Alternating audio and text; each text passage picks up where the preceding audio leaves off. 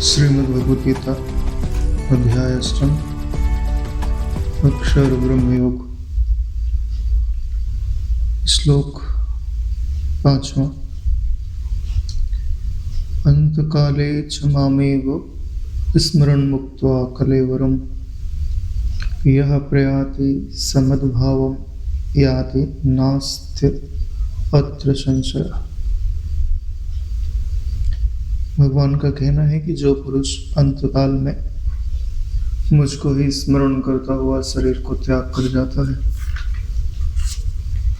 वह साक्षात स्वरूप को प्राप्त होता है या मुझे ही प्राप्त होता है, इसमें कुछ भी संशय नहीं है। यानी अंतकाल का जो चिंतन है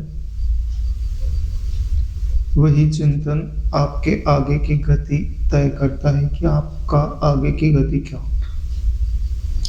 यानी जीवन भर मनुष्य कमाता सिर्फ चिंतन ही है, क्योंकि अंतकाल में चिंतन ही काम आता है।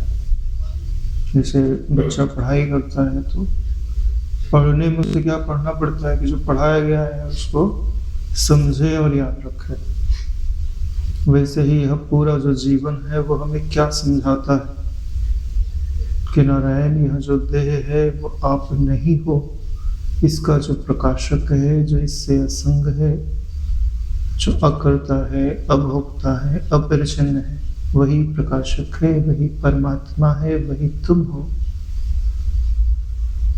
यही भगवान का नाम है और यही तुम्हारा भी नाम है। परमात्मा के इस स्वरूप को तुम अच्छी तरह अपने अनुभव में ला लो और अंतकाल में इसी चिंतन में तदाकार होकर के प्रकाश्य को शून्य रूप समझते हुए प्रकाशक को अद्वय अनुभव करते हुए उसमें लीन हो जाओ। तब तुम परमात्मा को ही या शाश्वत आनंद को, शाश्वत जीवन को प्राप्त हो जाते हो।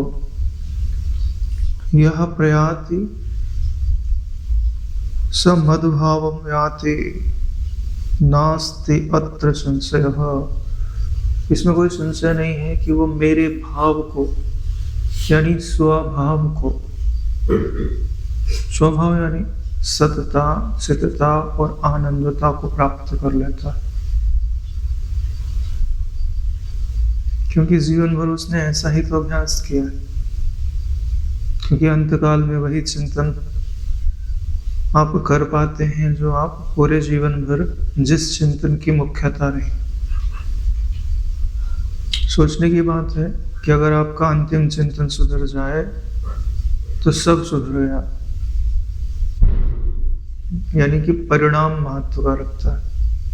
आपने शुरुआत भले धीमी की हो, लेकिन अंत में अगर आप मैच जिता ले जाते हैं तो सारी गलतियां माफ हो जाती।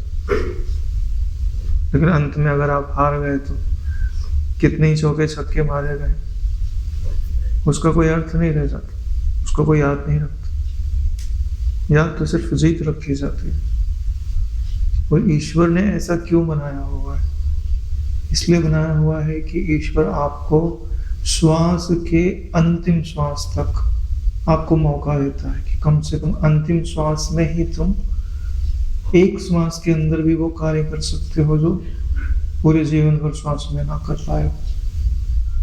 इतना बड़ा मौका दिया है, लेकिन हम उसका मूल्य समझ सके कि अंतिम चिंतन का मूल्य कितना होता है। अब अंतिम चिंतन मृत्यु कब आ गया क्या पता। तो यह नारायण समझ लीजिए कि जब आप रात्रि में सोते हैं तो जो सोना है वह मृत्यु ही है। नित्य प्रलय, मृत्यु को नित्य प्रलय कहा जाता है। तो जब आप अंतिम चिंतन, जब आप सुषुप्ति में जाने वाले होते हैं तो आपका अंतिम निश्चय क्या होता है? क्या आप चिंता लेकर सोते हैं, तनाव लेके सोते हैं, बीमारी लेके सोते हैं, क्रोध लेके सोते हैं, काम लेके सोते हैं, कि स्वभाव लेकर के सोते हैं? जैसा एक दिन गुजरेगा वैसे सारे दिन गुजरेगा। अंतकाल भी वैसे ही आवेगा जैसे आज रात्रि का समय आता है। यह छोटी सुसुप्ति है और वो थोड़ी बड़ी सुसुप्ति है तो दोनों ही सुसुप्ति। जिसे ठीक से सोना आ गया उसे ठीक से मरना भी आ जाता है। इसके लिए नारायण आप अपना सोना सुधार लीजिए, अब अपनी सुसुप्ति सुधार लीजिए। संसार जिसको सोना बोलता है, तत्व विचार वालों के लिए वो जगना होता है। वास्तव में जो तत्व में विश्राम पाते हैं वो कभी सोते ही नहीं है। वो तो सदा जागृत तत्व में मन विश्राम पाता है ना। मन सोता है, मन जगता है ना। वो सोता है ना वो जगता है। वो जो कहते हो सदा जागृत, उसमें उदय और अस्त नहीं होता, वह एक जैसा है।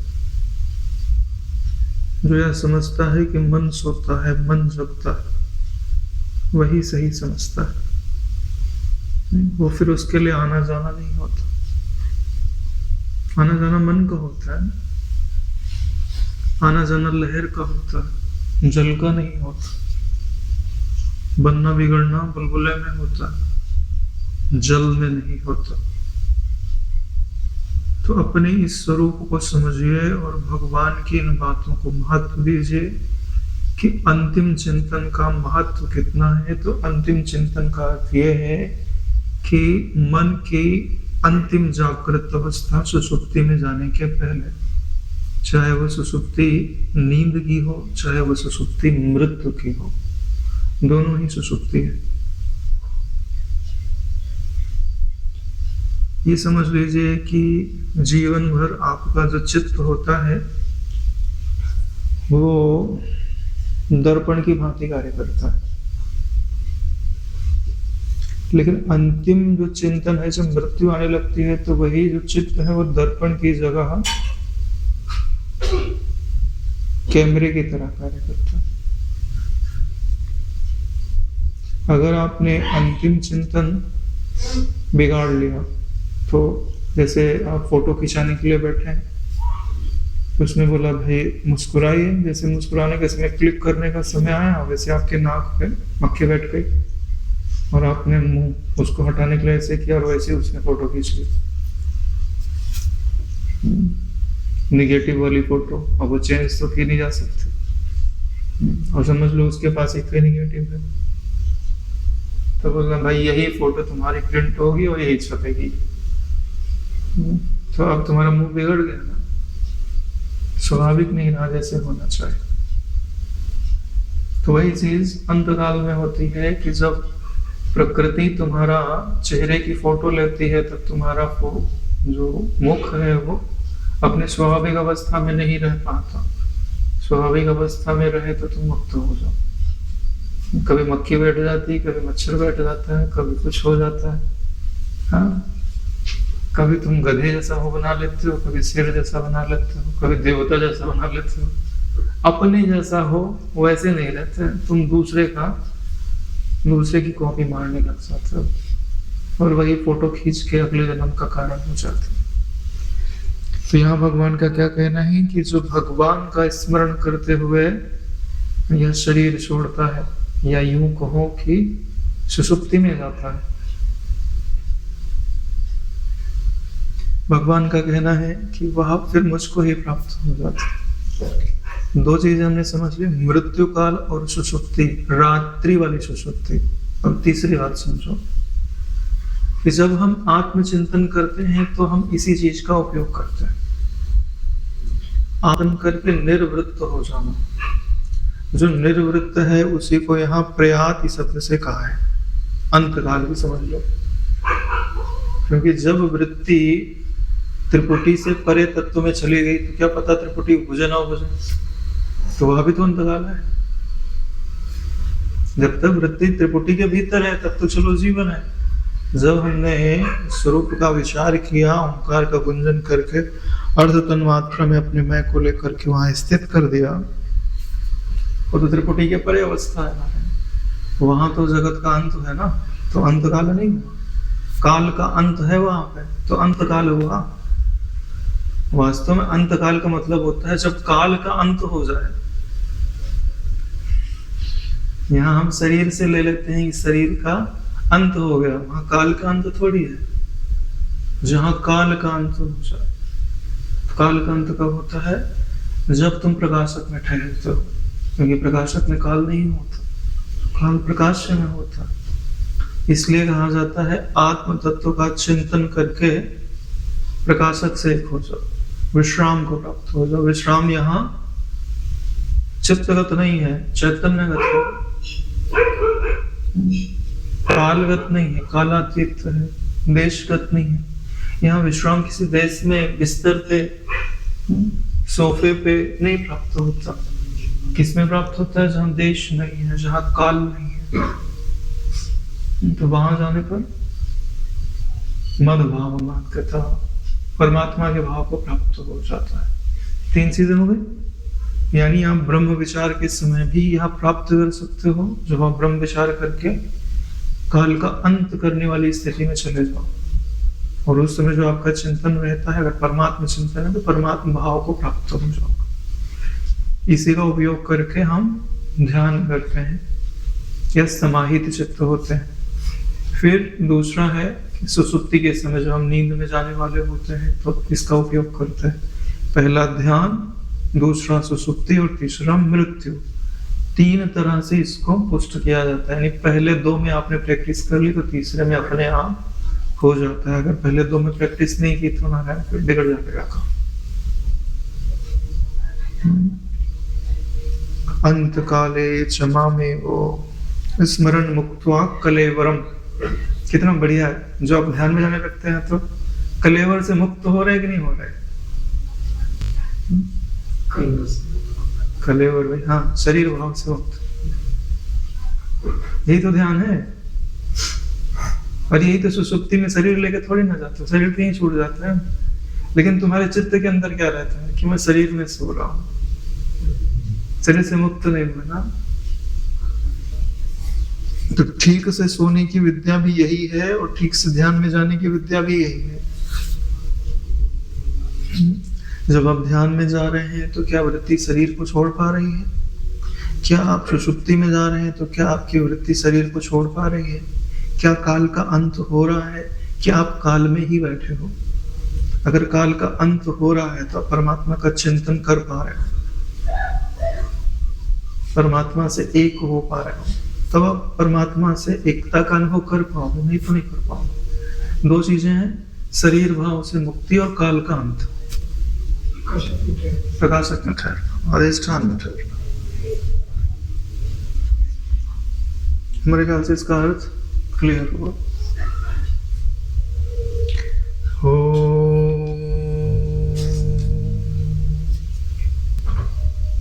यम यम वा विस्मरन् भावं त्यजन्ते कलेवरम् तम तम एवेति कौन्तेय सदा तद्भाव भावितः। भगवान का कहना है कि हे कुंती पुत्र अर्जुन, यह मनुष्य अंतकाल में जिस भी भाव का स्मरण करते हुए शरीर का त्याग करता है उसको ही प्राप्त होता है, क्योंकि वह सदा उसी भाव से भावित रहा है।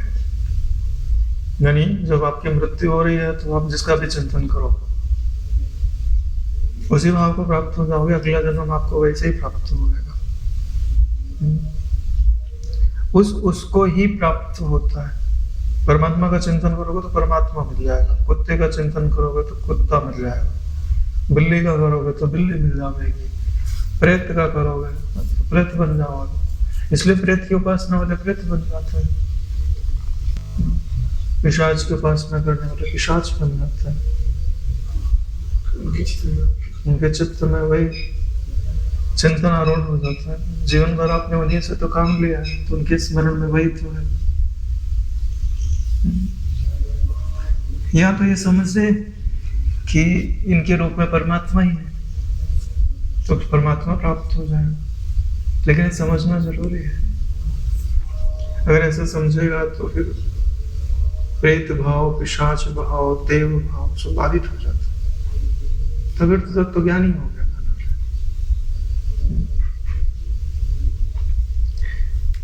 हाँ, तो यही भाव बात बताई जा रही है, तो बहुत ज्यादा प्रमाणिक भी है कि ऐसा देखा ही जाता है। जड़ भरत का उदाहरण है, हिरण का चिंतन करते करते अगले दिन हिरण का प्राप्त हो गया।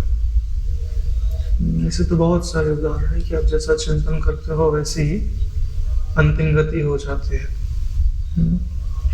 जैसे सत्संग में सुनाते हैं कि एक महाराज थे, वो बड़े सिद्ध थे, तो उन्होंने बोले कि हम शरीर छोड़ेंगे तो घंटियां बजेंगी, स्वर्ग चले जाएंगे तो ठीक है।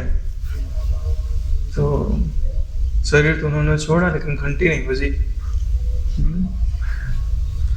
तो उनके शिष्यों में से कोई अच्छा ध्यान व्यान में था, तो बोले घंटी नहीं बजी तो कहीं कुछ गड़बड़ तो नहीं है। तो उसने देखा गुरु जी की नजर कहाँ पड़ी है, कहाँ खुले थी, देखा सामने पका हुआ आम, यानी गुरु जी की अंतिम वृत्ति आम पे पड़ी और जीवन भर आम का स्वाद लिया है तो आम याद आ गया, इसका स्वाद ले लेते हैं फिर जाएंगे, और उसी में प्राण निकल गया। इसका स्वाद ले लूं उसके बाद भगवान का चिंतन करूंगा, यानी उस समय भगवान के चिंतन से ज्यादा महत्व आम के रस का हो गया। इसके लिए अंतिम समय में सावधानी भी रखना पड़ता है कि ऐसा माहौल ना बने। इसलिए तो लोग बोलते हैं कि हम काशी में जाएंगे, काशी में प्राण छोड़ेंगे। ऐसा क्यों? कि वो स्थान ऐसे चिंतन से भरपूर है कि गलती की संभावना ना रहे। जैसे कोई बोलते हैं कि हम आश्रम में जाके शरीर छोड़ेंगे, ऐसा भाव रहता है।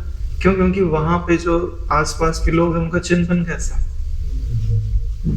कहीं तुम्हारे आसपास ऐसी वस्तुएं ला दी गई जिनका आपने जीवन भर उपभोग किया और इच्छा उत्पन्न हो गई कि कहीं एक बार और टेस्ट ले लेते हैं, फिर परमात्मा का चिंतन कर लेंगे, और उसमें ही प्राण निकल गया, हाँ तो फंस जाएगा ना आदमी। तो उस आम में वो कीड़े बन करके उसका रस ले रहे थे, तो आम तोड़ा गया और कीड़े को, हाँ भाई अब तो मुक्त हो जा, दबा दिया उसका गला, हाँ तो घंटी बज गई। क्योंकि कीड़े में जाते ही तुरंत विवेक जगा, अरे ये मैंने क्या किया। तो जीवन भर परमात्मा का चिंतन किया कर तो छोड़ी ना जाए, ढक नहीं सकता, पल भर के लिए भले आवरण पड़ जाए, लेकिन सदा के लिए सूरज बादल में छिप सकता है, डूब नहीं सकता। तो वही बात बताई जा रही है कि अंत का जो चिंतन है वो कितना महत्वपूर्ण होता है। यह आपका बना बनाया काम बिगाड़ भी सकता है और बिगड़े काम को बना भी सकता है नर। और ये चीज देखने में ही आती है कि जो पैसों का ध्यान करते रहते हैं वो लोभी हो जाते हैं। परिवार का अंतिम चिंतन रहता है, ध्यान तो करते नहीं, लेकिन सोते समय अंतिम चिंतन किसका? परिवार का, तो वही हो जाता। सोते समय अंतिम चिंतन अगर किसी स्त्री पुरुष का है तो व्यक्ति कामी हो जाता है। बिना चिंतन के कोई कामी थोड़ी होता है, बिना चिंतन के कोई क्रोधी मोही थोड़ी होता है, और बिना चिंतन के कोई भक्त भी नहीं होता, और बिना चिंतन के कोई ज्ञानी भी नहीं होता। चिंतन की ही तो मुख्यता है, ये भगवान बता रहे हैं। अभी आगे जाकर के बोल रहे हैं कि मन और बुद्धि मुझे अर्पित कर दो, तो उस अर्पित करने का मतलब क्या है? हाँ, मतलब मन अर्पित करने का मतलब हो गया कि चिंतन अर्पित करना, और बुद्धि अर्पित करने का मतलब हो गया निश्चय अर्पित करना। अरे ऐसा थोड़ी है कि हे परमात्मा मेरा मन मेरी बुद्धि तुम्हारी है बोल दिया और फिर मनमाना कर रहा है, ये तो अर्पित करना नहीं हुआ ना। हाँ, तो अब इसको सुधारना है, तो वही बात है कि आप ध्यान में जब गहरे जाने लगते हो तो आपका अंतिम चिंतन क्या होता है? जब आप अपने कलेवर को छोड़ते हो, जहाँ काल समाप्त हो रहा है, केवल विश्राम है, केवल अद्वय अवस्था है, तो वो कौन सा चिंतन लेके जाते हो वही चिंतन आपका दृढ़ हो जाता। रावण उसमें जाते समय चिंतन लेके गया कि सोने की लंका हो, है ना, फलाने से ना मरूं, फलाने से ना मरूं, है ना, ऐसा चिंतन लेके गया तो वो सिद्ध हो गया उसका। जो जो चिंतन लेके जाता है उसका वो सिद्ध। लेकिन वहां वैसे जाना चाहिए, अंतिम चिंतन वैसा होना चाहिए तो सिद्ध हो जाता। इतना सरल है। ये केवल मरने की बात नहीं है, ये बात ध्यान की भी है, रात्रि में जो आप विश्राम लेते हैं उसकी भी है, और मृत्यु काल की भी बात। अगर आप पहले दोनों सुधार लेते हैं तो तीसरा अपने आप सुधर ही जाता है। भाई रोज आदत पड़ गई ना, ध्यान रोज आप ध्यान तो करते ही हो, 1 घंटा रोज तो ध्यान करता ही कम से कम आदमी। हालांकि जिसको ईश्वर प्राप्ति करनी है तो कम से कम 4 घंटे गुरु जी ने बोला है कि ध्यान में गुजारना चाहिए, तो गृहस्थ है तो 2 घंटे गुजारना चाहिए। तो 4 घंटे जो परमात्मा में बैठा करे और फिर तो परमात्मा कहाँ भूलेगा, फिर तो उसकी आदत हो जाती है कि 1 घंटा बीतते ही अपने स्वरूप का याद करके जो मन में सजाती विजाती स्वगत भेद उपचार होता है उसको मटिया मिट कर देता है। राग द्वेष की जो भी लकीर पड़ी हुई रहती है उसको समाप्त कर देता है। अगर ऐसा करता है तो तभी तो परमात्मा भाव का अधिकारी होता है। ऐसा ना करे तो नारायण फिर पुनरपि जन्मम पुनरपि मरणम पुनरपि जननी जठरे शयनम। जब तक भेद जीवित है तब तक जन्म भी जीवित है, चाहे वो कितने देर की ही बात क्यों ना है, आएगा तो सही। क्योंकि परमात्मा भाव का अर्थ ही होता है कि एक परमात्मा के सिवाय कुछ नहीं, यह अनुभव हो जाए।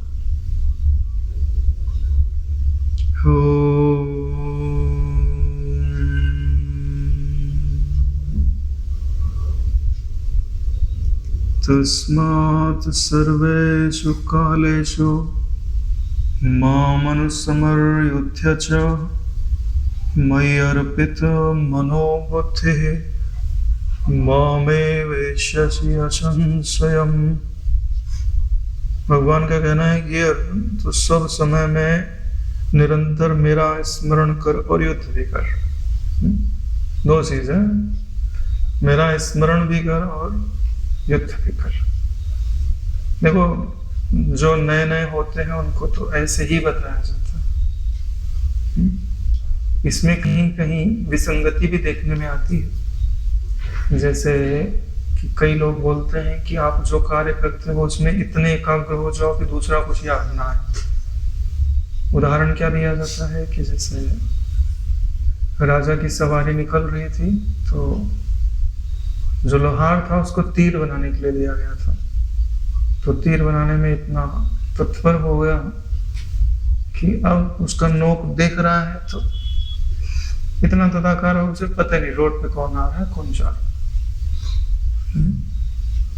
तदाकार हो गया।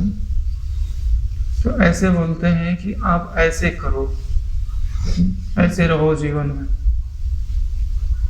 ऐसा कहीं कभी कभी संतजन उदाहरण देते हैं। संतजन क्या मतलब बड़े लोग उदाहरण देते हैं।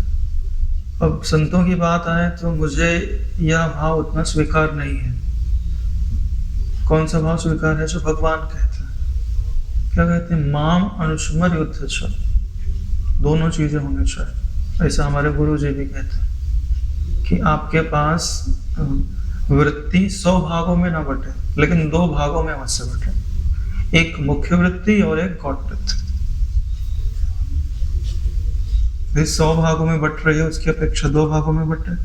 हाँ, जब तुम ध्यान के लिए बैठते हो तब एक वृत्ति बने तो उसमें कोई दिक्कत नहीं है, लेकिन जब आप व्यवहार करते हो तो आप में 2 वृत्ति होनी चाहिए। हाँ, कभी कभार बहुत आवश्यकता हुई तो एक वृत्ति कर दो, लेकिन ऑलमोस्ट टाइम 2 वृत्ति होनी चाहिए, एक मुख्य वृत्ति और एक गौण वृत्ति। फिर जब आवश्यकता हुई तो मुख्य वृत्ति को कार्य में लगा दिया, लेकिन गौण वृत्ति से यह जरूर समझते रहना चाहिए कि मैं कौन हूं और ये क्या है। इस प्रश्न का उत्तर आपके पास है तो नारायण फंसना बहुत मुश्किल हो जाएगा, जल्दी आदमी फंसेगा नहीं, क्योंकि उत्तर पता है ना कि जिसका अपमान हो रहा है वो मैं नहीं, जिसका मान हो रहा है वो मैं नहीं, जिसको भूख लगी है वो मैं नहीं। और जिसको अच्छा लग रहा है वो भी मैं नहीं। हाँ, तो असंग हुआ ना। लेकिन अगर ये स्मृति ही नहीं है तो फंस जाएगा। कितनी देर एकाग्र करके रखेगा अपने मन को? स्वरूप में स्थित कौन कराएगा आपको?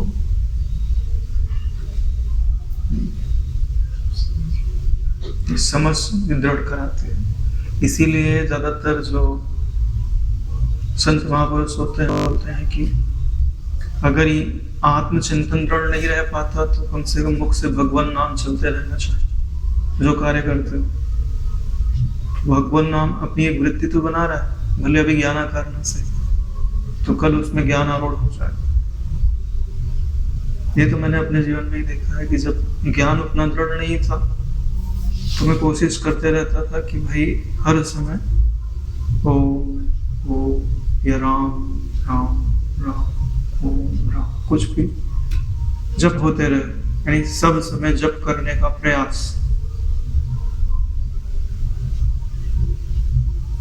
तो फिर वही है कि फिर वो आगे के स्टेप में वो अपने आप ले जाता, क्योंकि ईश्वर के नाम में बड़ी सामर्थ्य है।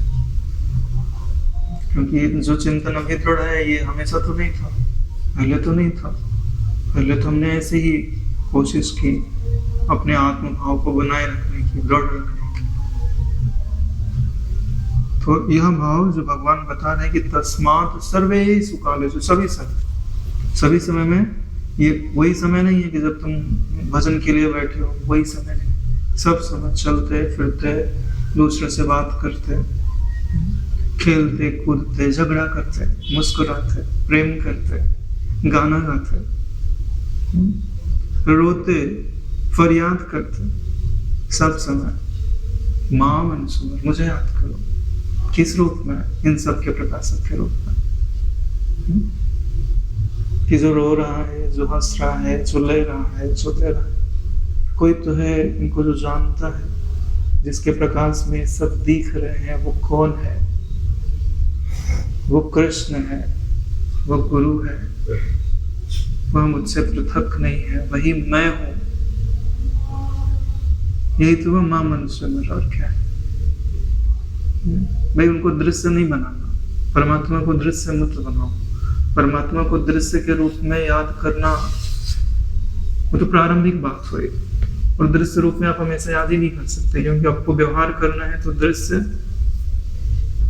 तो जिससे व्यवहार करोगे उसका बनाना पड़ेगा ना नारायण।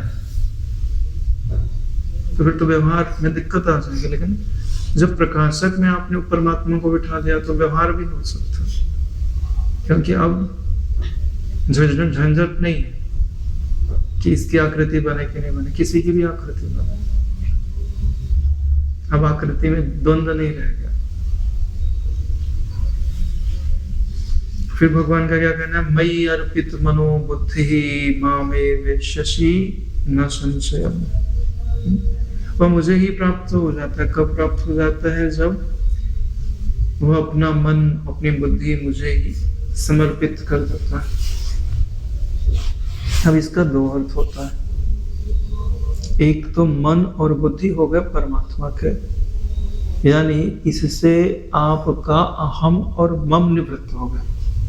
अब इसमें चाहे जो चिंतन होवे, चाहे जो निश्चय होवे, उससे आपको लेना देना नहीं, आपको उससे फर्क नहीं पड़ना चाहिए, क्योंकि ये आपके नहीं है। जैसे सुबह आप भगवान को पंचोपचार से पूजा करते हैं, है ना? हाँ, तो अष्टोपचार से कर दीजिए, 9 उपचार से पूजा कर दीजिए। 5 भूत तो आप चढ़ा ही रहे, मन बुद्धि चित्त अहंकार भी चढ़ा दीजिए। हाँ, तो 9 हो गया ना। वैसे तो 16 उपचार से पूजा होते हैं। 16 उपचार में तो सब ही आ गए।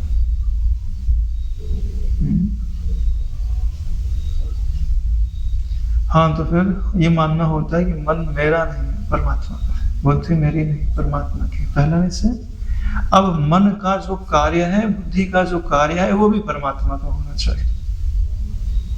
यानी अब इल्लीगल काम मत करो, है ना? मन परमात्मा का है ऐसा समझने के बाद उससे परमात्मा का काम होना चाहिए, अपना काम मत करो। जैसे कोई किसी का ट्रैक्टर है और उसको चलाता है, जोतने का काम करता है, तो भाई अधिकार तो मालिक का है, उससे पूछो फिर चलाओ, उसका पैसा जमा करो। लेकिन क्या करते हैं, अपना खेत है और बाजू में दूसरे का जोत रहा है तो 10 मिनट निकाल के अपना भी खेत जोत लिए, लिख दिए, दूसरे में लिख दिए कि उसके यहाँ इतना चला। हाँ, ऐसे करते हैं। हमारे घर में ट्रैक्टर था तो कर लेते थे लोग ऐसे। तो एक गलत बात हुई ना। अब मन परमात्मा का हुआ तो अब इससे चिंतन परमात्मा का या परमात्मा की आज्ञा के अनुरूप होना चाहिए, यानी कि शास्त्र विहित होना चाहिए, शास्त्र निषिद्ध नहीं होना चाहिए।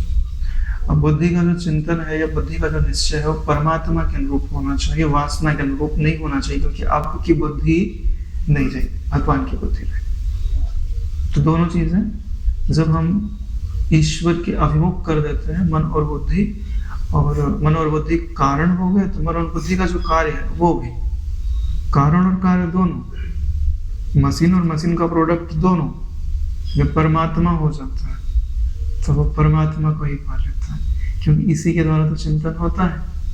अब जो दोनों परमात्मा बैठे गए तो चिंतन तो परमात्मा का हुआ, निश्चय परमात्मा का हुआ।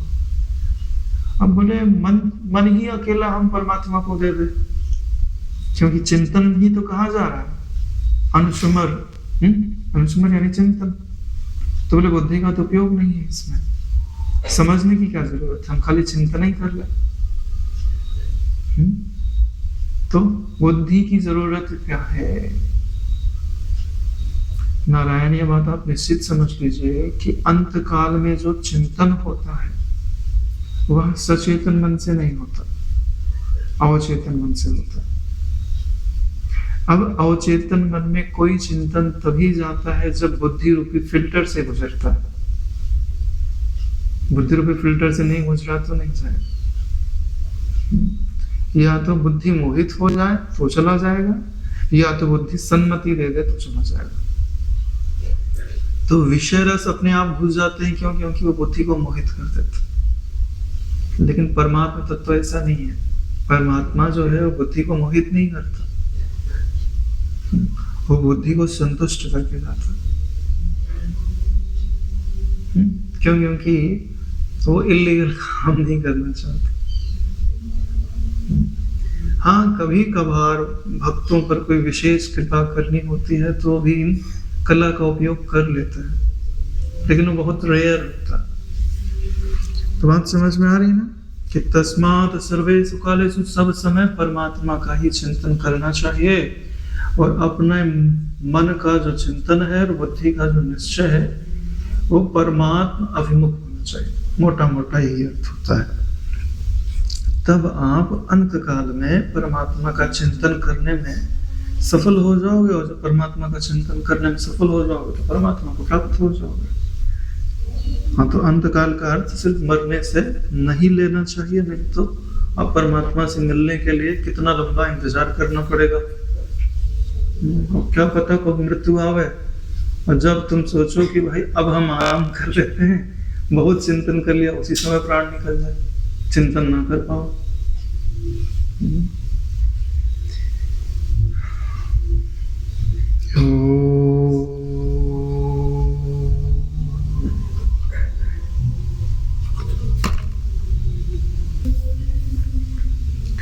अभ्यास योग युक्तेन चेतसा नान्यगामिना परम पुरुषम दिव्यम याति पार्थ अनचिंतयन्।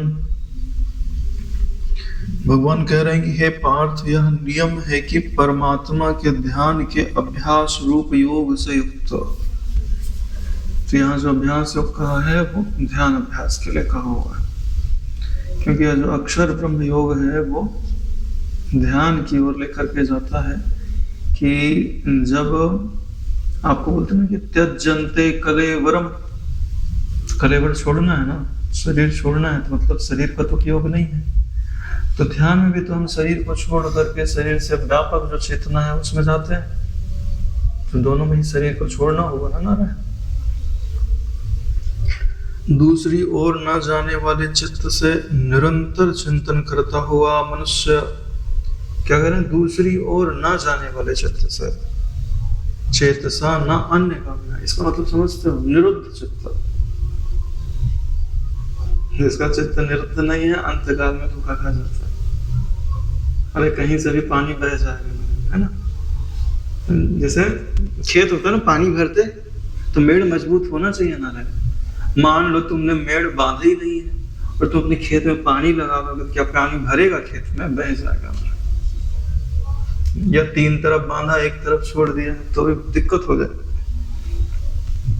कितना बांधोगे, इधर बांधोगे उधर खुल जाएगा। चारों तरफ से बांधना चाहिए, तब उसके अंदर पानी भरोगे तो रुकेगा। तो यह जो चारों तरफ से खेत का मेड़ बनाना होता है, इसी को निरुद्धता बोलता है। चेतसा न अन्यगामिना, यानी चिंतन उसके भीतर भरो तो वो किसी दिशा में बह ना जाए, वहां पे जाके स्थिर हो जाए। इसीलिए धारणा का अभ्यास कराता है। धारणा है क्या? चेतसा न अन्यगामिना। कितनी देर? 3 मिनट, है ना? बात समझ में आ रही? ये तो अनुभव से समझ में आ रही। कितनी बड़ी चीज है। चलो इस चीज में लोग पैसा कमा सकते हैं, वो नष्ट हो जाएगा, फिर अगले जन्म में वो धारणा मिले ना मिले, वैसी प्रेरणा मिले ना मिले, लेकिन उस धारणा का उपयोग करके वह पालो जो कभी खत्म नहीं होता। अब व्यय कितने खर्च करो, उसका जो लिमिट है वो कभी क्रॉस नहीं होता।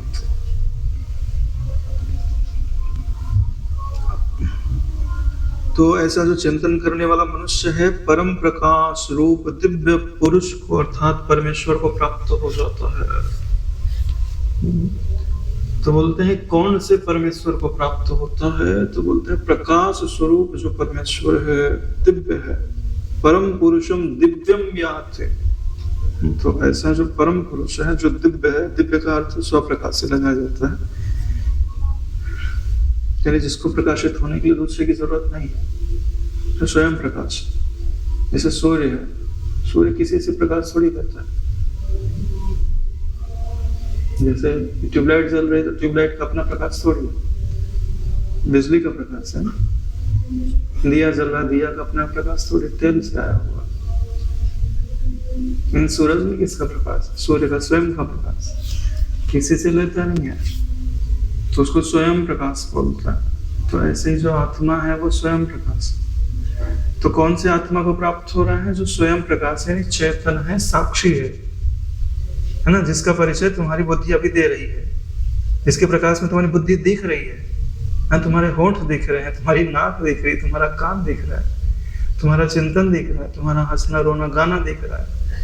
अरे वही प्रकाश तो परमात्मा है, वही तो परम पुरुष है, वही तो दिव्य है। दिव्य यानी अलौकिक। अलौकिक मतलब अरे जो पांचों इंद्रियों के देखने में नहीं आता, उसी को तो अलौकिक बोलते हैं ना। आलोक, आलोक माने प्रकाश, जो इनके प्रकाश की सीमा से परे है वो अलौकिक है। और वो प्राप्त कैसे होता है कि सबसे पहले कमाओ क्या? बोले चेतसा न अन्यगामिना कमाओ, ठीक है। फिर उसके द्वारा करो क्या? वो कैसे प्राप्त होती है? बोले अभ्यास योग। चेतसा न अन्यगामिना कमाना है, और कैसे कमाना है? अभ्यास योग युक्त होकर के कमाना है। फिर करना क्या है? पार्थ अनुचिंतन, परमात्मा का चिंतन करना है। बोले कब करना है? बोले अंतकाल में। अब बोले हम कब आएगा अंतकाल और हम कब करेंगे? इसका मतलब बोले थोड़ा समझो कि चिंतन करते हुए जो चिंतन है उसको समाप्त कर देना, तो अंतकाल आ गया ना,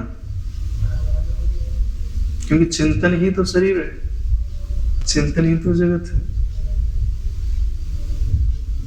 तो जब तुम ऐसा करने लग जाओगे तो तुम क्या हो जाओ? परम पुरुषम दिव्य में आदि, जो परम दिव्य पुरुष है उसको प्राप्त हो जाओगे।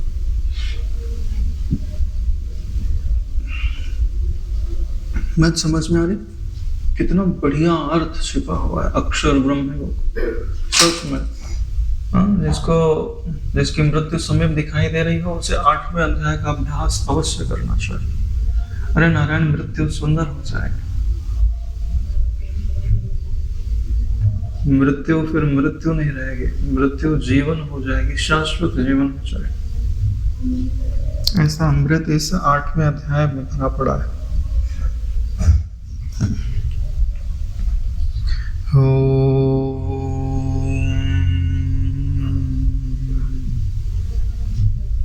कविं पुराणम् अनुशासितारं मरणो अड़िया समस्मनुवृत्त्यः सर्वस्य धातारमचिन्त्यरूपम् आदित्यवर्णं तमसः परस्तात् प्रयाणकाले मनसाचलेन भक्त्या युक्तो योगबलेन चैव भ्रुवोर्मध्ये प्राणम् आवेश्य सम्यक् सतं परम पुरुषम् उपैति दिव्यम्। मरने की पूरी विद्या इन 2 श्लोकों में बताई गई है कि आपको मरना कैसे है। यहाँ पे मरने के समय कर पाओ चाहे मत कर पाओ, लेकिन जब ध्यान करते हो तब तुमको ऐसा करने का अभ्यास अवश्य करना चाहिए। तो यहाँ क्या कहते हैं? कविम, कवि किसको बोलते हैं? तो यहाँ बोलते हैं कि जो सर्वज्ञ होता है उसको कवि बोलते हैं। यहाँ परमात्मा का वाचक है। जो पुरुष सर्वज्ञ है, अनादि सबके नियंता, अनुशासितारम का अर्थ सबके नियंता है, सूक्ष्म से भी अति सूक्ष्म यानी अणो अणियांसम,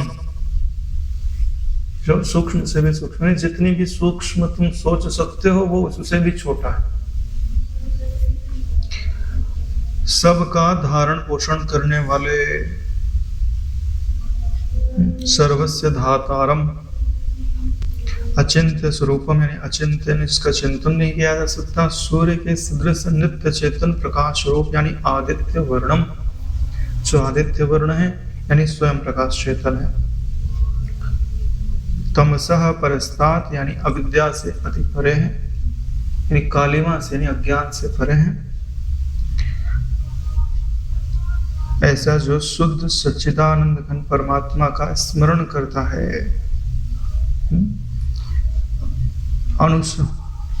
अनुस्मरेद्य यानी ऐसे परमात्मा का जो चिंतन करता है।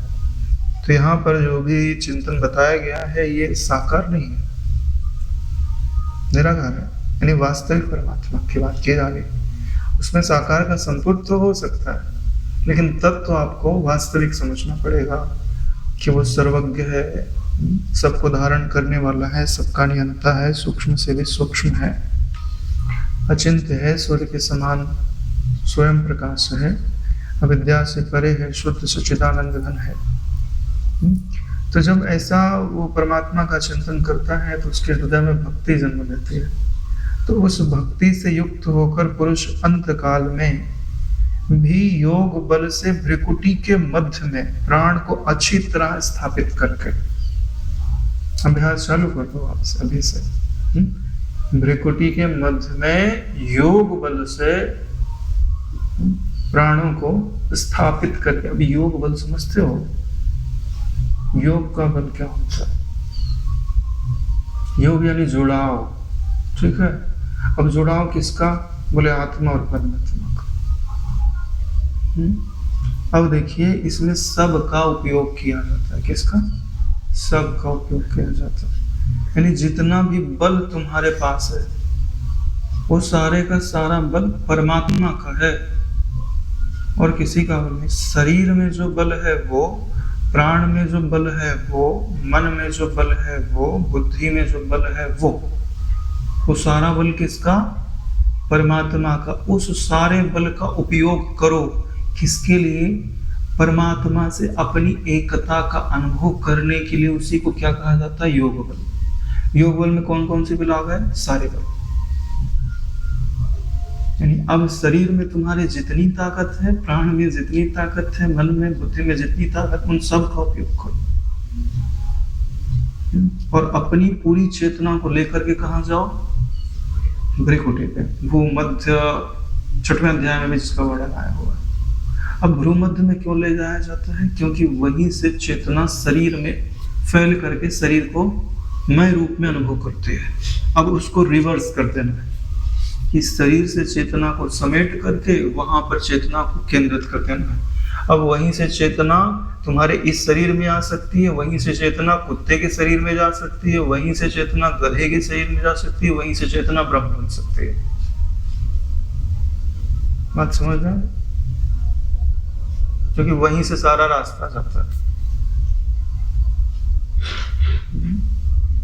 तो वहां पर अपने चित्त को केंद्रित करके अब उसके बाद क्या करना है? परमात्मा का चिंतन करना पड़ता है, परमात्मा की धारणा करनी पड़ती है। वहां जाके चिंतन स्थिर करके कुत्ता मैं हूं ऐसा बोलोगे तो कुत्ता बन जाओगे, क्योंकि चिंतन तो वहीं जाके केंद्रित होता है। लेकिन अब आप चिंतन केंद्रित कर रहे हो, ये तो आपको पता है ना। जिसको पता ही नहीं हो कि वहां आकाश तत्व है, वो ज्ञान मात्र तत्व है, खाली है। वैसे भी अगर आप ये सब छोड़ दो, किसी व्यक्ति का तुम चिंतन करते हो तो चिंतन कहाँ होता है? वहीं पे होता है, भ्रुकुटी में ही होता है। किसी को तुम याद करते हो तो वो चिंतन भी भ्रुकुटी में ही होता है, लेकिन बिखरा हुआ रहता है। उसमें योग का बल नहीं है, बिखराव है, वासना है, उपासना नहीं है। वहां मन नीचे गिर रहा है, वो जो आकृति है वो मन को अपनी ओर आकर्षित कर रही। यहाँ तो तुम ऊपर चढ़ रहे हो, इसके लिए बल लगता है। नीचे गिरने में थोड़ी बल लगता है, नीचे गिरने में ऊर्जा निगेटिव में जा रही है, ऊपर चढ़ने में ऊर्जा पॉजिटिव में जा रही है। तो क्या कहते हैं? प्राणों को अच्छी तरह स्थापित करके फिर निश्चल मन से स्मरण करता हुआ, ये बड़ी चीज है। भूर मध्य प्राणम आवेश सम्यक सा तम परम पुरुषम उपैति दिव्यम।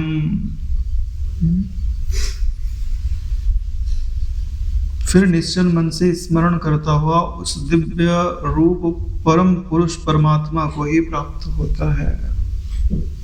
अब वहां पर प्राणों को स्थिर कर देना। प्राणों को स्थिर करने का मतलब है कि इस शरीर में जो भी हमको अनुभव होता है वो प्राण वहां फैले हैं, इसलिए अनुभव होता है। तो उसमें से जो मुख्य प्राण है उसको हम मन के द्वारा आदेशित करते हैं कि आप सब सिमट करके आज्ञा चक्र पर चले जाओ।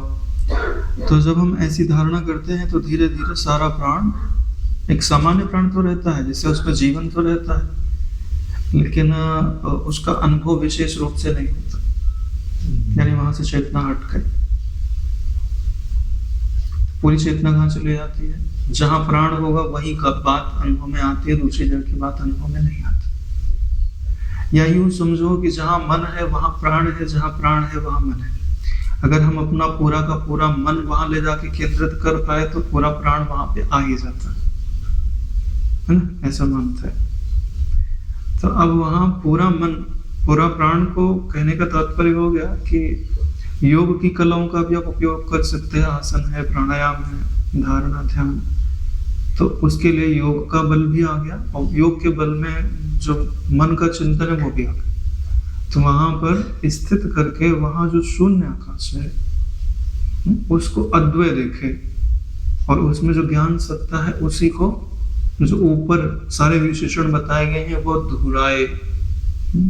कविम पुराणम सर्वस्य धातारम अनुशासितारम अणु अणियांसम सर्वज्ञम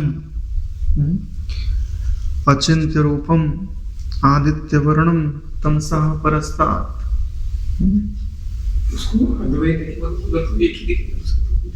हाँ, लेकिन ये सारे जो ऊपर चिंतन डाले गए हैं, ऐसा उनको बोले कि आप ऐसे हो, फिर अंत में बोले मैं आपसे अभिन्न हूं। अरे बोलोगे तब तो अज्ञान हटेगा, नहीं तो फिर तो बौद्ध धर्म में चलेगा।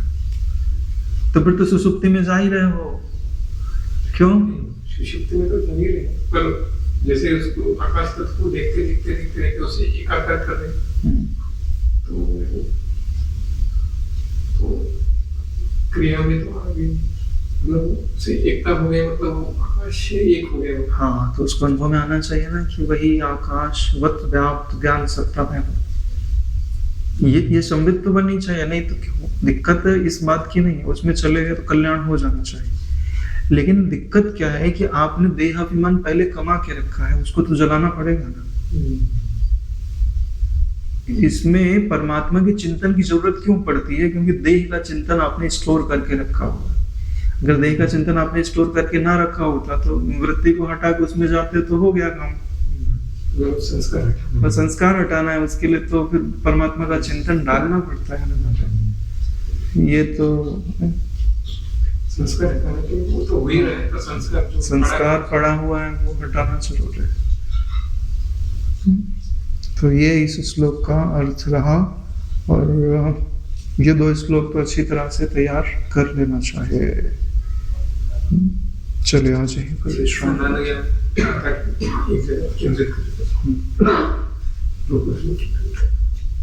ओम कायेन वाचा मनसेन्द्रियर्वा करोमि यद्यत् सकलं परस्मै श्री सद्गुरुवे समर्पयामि। ओम सेनावतु सेनो भुनक्तु सावीर्यं करवावहै तेजस्विनावधीतमस्तु मा विद्विषावहै। ओम शांति शांति शांति। श्री सद्गुरुदेव भगवान की जय।